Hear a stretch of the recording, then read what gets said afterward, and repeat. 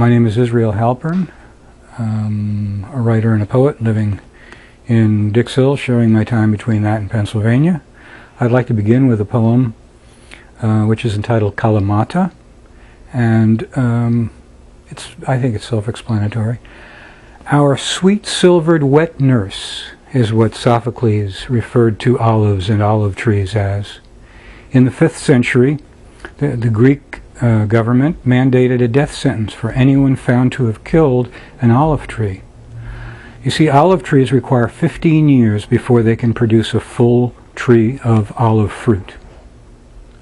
Ovate points of green foliage clustered on each argent branch. Buds become fruit for the saline soak. Brachiate networks fingered in crowns, rough bark, crenellated trunk, noble weed, thickening each decade after not producing berries for 15 initial years.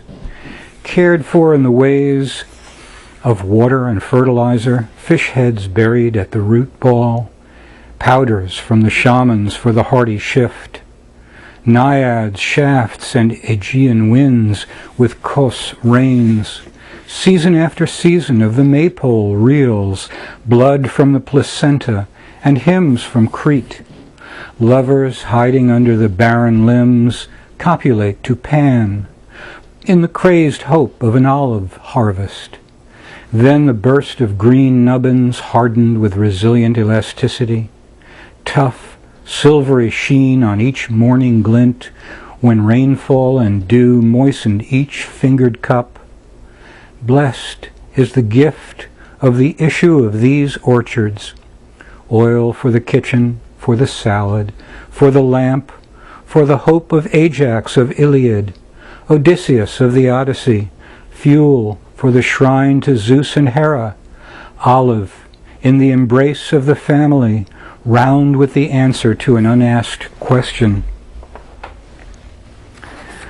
I was privileged enough over the years to teach a series of writing workshops, poetry workshops in prisons, and these are 2 poems from maximum security prison. The first is a women's maximum security prison, the only one in New York, Bedford Hills, and the other is Rikers Island. And this is for Judy and Harriet Clark. Judy Clark is serving 3 life sentences for a political act that she was found guilty of. And this is when she first saw her daughter. They came to bring her daughter to her. She gave birth to her in the prison. Mother and daughter at their facility. First toy made for this visit.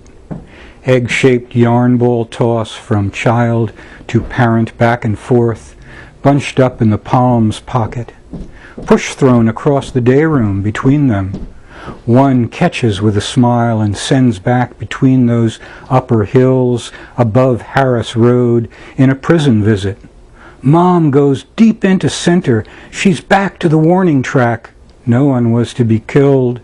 She was betrayed. She's Mom, back at the wall. Going. She reaches across the visitors' table, past those Brinks trucks dropping off payrolls. She goes way back in deep center field, jumps, gets a glove on it, toy in her hand. That one may just be able to get out of here. No, she's got it for the out. The second is a poem I wrote for my students in the Rikers Island writing workshop. Is it Ditmer's Boulevard, or is it that light at 81st Street littered with fading parking summonses, soiled napkins, pencils without paper on the sidewalk, where dogs sniff incoming mail, and visitors who carry contraband hidden in the body's recesses? Each dog pokes a nose at it. Used condoms. Is it Marine Park or the airport that's named for Fiorello, who read Sunday comics on the radio to people in tenements? Is it the bridge that spans the Rio Oriente, East River, with concertina wire, razor points that circle any handhold, or the walls that forbid guards to try their old, well, let's make the alarm go off like it's detecting something, that routine, so we can check pockets, socks, boots, heels, hat bands, even her blouse at the visitor's gate? The bus takes us to C95, where that chapel serves writers who memorize their hip-hop poetry rap across the pews in Spanish and French and Haitian patois. Each sound from a resident who writes their life story and rhymes wife with life, and feel with peel, and die with sty. Rikers used to be a garbage dump, the prisoners tell me. Not too much has changed, only enough to remain the same. This is a poem that I wrote for my Aunt Fagel, who I never met.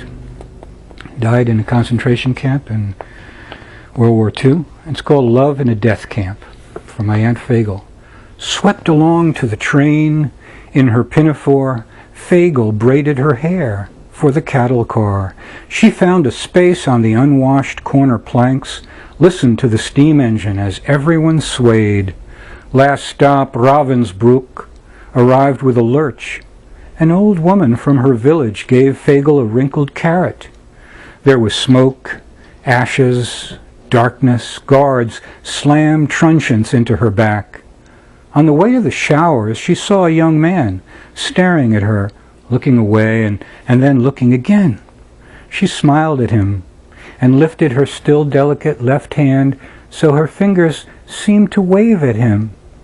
He bowed and returned the gesture of 3 fingers, and he pantomimed his name and his admiration of her. She pointed to an imaginary wristwatch and winked one eye, and then grimaced her mute show of hunger and helplessness. He indicated on his right hand an imaginary wedding ring, fluttered his hands over his heart, and pointed to her, and then to himself. They moved closer together whenever they could. In the soup line, they spotted the doomed, toothless, tubercular rabbi, and for the swain's socks, they hired the Maggid to marry them as they trembled in line for the honeymoon chamber. Thank you very much.